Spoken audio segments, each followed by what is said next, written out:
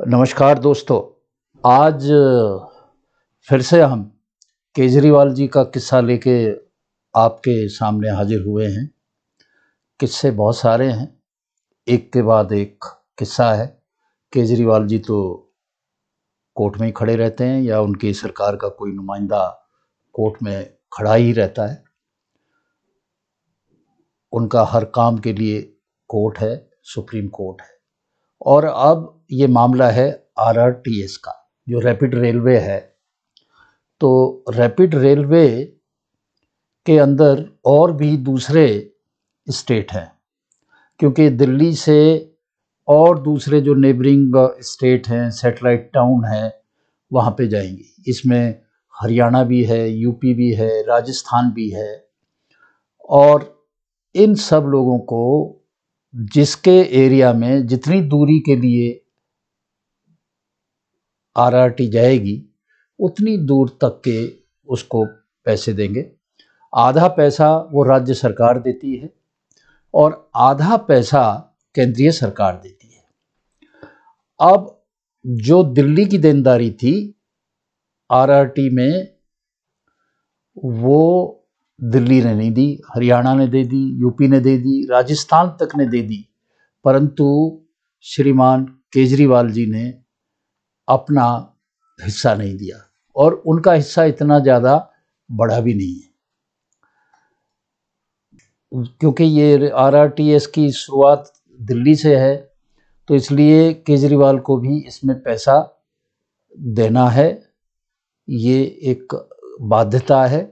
लेकिन केजरीवाल के पास अपने काम का दिखाने के लिए, उसको फैलाने के लिए, लोगों को लुभाने के लिए विज्ञापन का 550 करोड़ रुपए का वार्षिक बजट तो है, लेकिन 415 करोड़ रुपया जो आरआरटी में उसका योगदान है केजरीवाल जी का, वो देने को तैयार नहीं है। जबकि अगर हम देखें तो इससे बहुत सारे फायदे हैं। इससे एक तो सार्वजनिक परिवहन व्यवस्था में सुधार होगा, प्रदूषण कम होगा, और भी बहुत सारे इससे फायदे हैं। और इससे हमारी जो परिवहन व्यवस्था है वो भी बढ़ोतरी होगी, उसमें उन्नत होगी।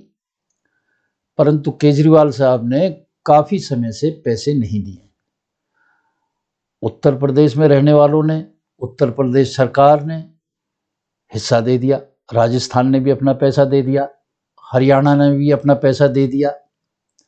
परंतु केजरीवाल जी अभी तक नहीं दिए हैं।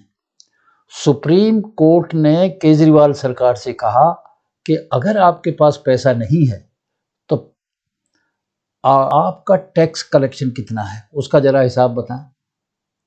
कितना पैसा आप लेते हैं और कहाँ कहाँ खर्च करते हैं। और हम, अगर आप नहीं कर सकते हैं तो हम देख के बता देंगे कि पैसा कहाँ से लेना और कहाँ खर्च करना है।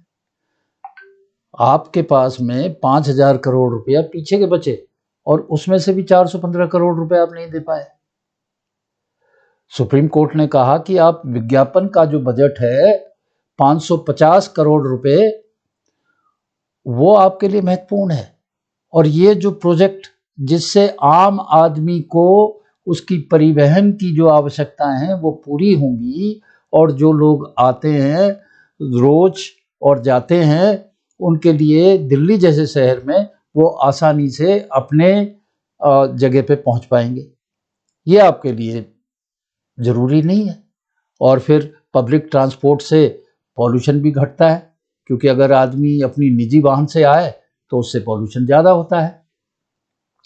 सुप्रीम कोर्ट ने कहा अगर आप 1 हफ्ते में पैसे नहीं देंगे तो हम आपके विज्ञापन बजट को काट के इस प्रोजेक्ट को फाइनेंस कर देंगे।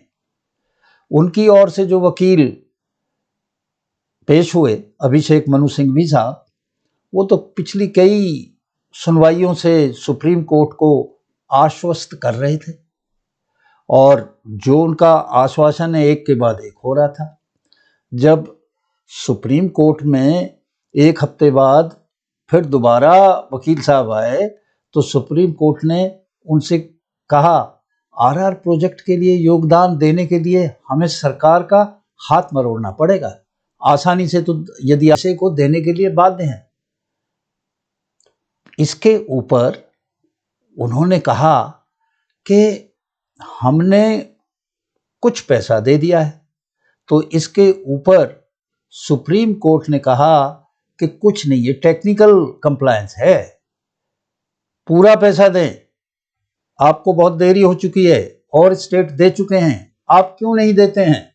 पैसा लगा रहे हैं एडवर्टाइजमेंट के ऊपर जिसका कोई मतलब नहीं है, और जो मतलब की चीज है, प्रोजेक्ट है, उसको आप दे नहीं रहे। सुप्रीम कोर्ट ने कहा कि हम तो जब्त कर लेंगे आपके सारा पैसा, परंतु सुप्रीम कोर्ट ऐसा कर नहीं सकता। जो डे टू डे के खर्चे हैं दिल्ली सरकार की, वो कैसे चलेंगे? तो उसके लिए जरूरी है, तो फिर सेफ जो रास्ता है सुप्रीम कोर्ट के लिए, उसमें ये है कि जो एडवर्टाइजमेंट का बजट है 550 करोड़ रुपए का, उसमें से 415 करोड़ रुपया इधर ट्रांसफर कर दें। जस्टिस संजय किशन कौल बहुत नाराज हुए इस बात पे, जब उन्होंने कहा कि साहब हमने दे दिया। उन्होंने कहा कि तुम्हारे पास, संजय किशन कौल साहब ने कहा कि आपके पास 500 करोड़ रुपया बजट का प्रावधान कर सकते हो विज्ञापन के लिए, प्रोजेक्ट के लिए 400 करोड़ रुपए नहीं दे सकते। और पिछले हफ्ते आपने ये कहा था। सुप्रीम कोर्ट ने दिल्ली सरकार के विज्ञापन बजट से पैसा आरटीएस परियोजना में स्थानांतरित करने का निर्णय ले लिया, परंतु अपने इस निर्णय पे अभी उन्होंने 1 सप्ताह इस पे रोक लगाई।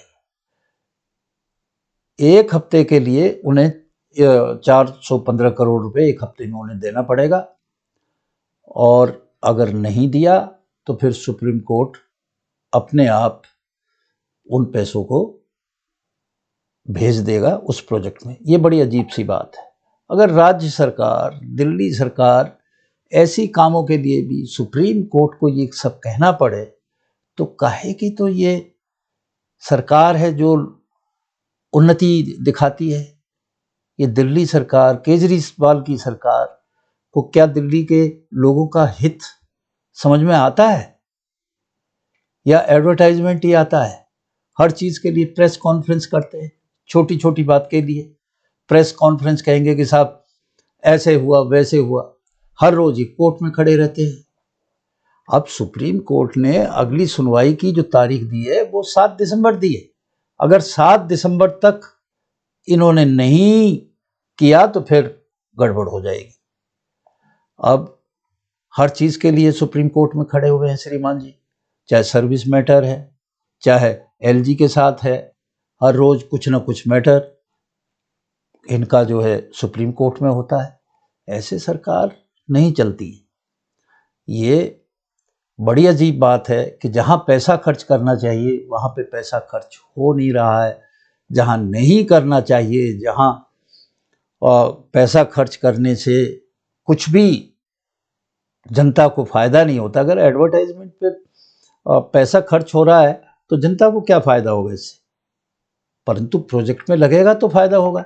हर चीज की प्रेस कॉन्फ्रेंस करनी है, हर चीज में कंफ्यूजन पैदा करना है। तो यहां तक की बात है, इतने इनके मामले हो गए हैं, सर्विस मैटर हो गया, वाटर डिपार्टमेंट का हो गया, एलजी के साथ का हो गया, कि एक अलग से इन्हीं के कामों के लिए एक विशेष अदालत का गठन किया जाना चाहिए। अदालत केवल केजरीवाल सरकार के जो मैटर है उनको देखें, या उनके विधायकों के, सांसदों के से जुड़े हुए मैटर है वही देखें, वही काफी है। तो ये एक नया अध्याय है केजरीवाल पुराण में, और भी बहुत सारे अध्याय हैं, एक के बाद एक आते रहेंगे।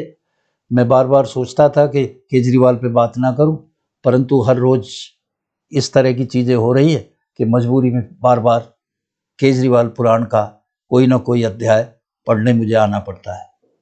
आज इन्हीं शब्दों के साथ मैं आज का ये वीडियो समाप्त करता हूँ। आप लोग जो मुझे सहयोग दे रहे हैं उसके लिए धन्यवाद। आप मेरे वीडियो को लाइक करें, चैनल को सब्सक्राइब करें, जिससे कि मैं नए नए विषय लाकर आपको अवगत कराता रहूं। आज इन्हीं शब्दों के साथ आपका धन्यवाद और मैं आप सबको नमस्कार करता हूं। धन्यवाद।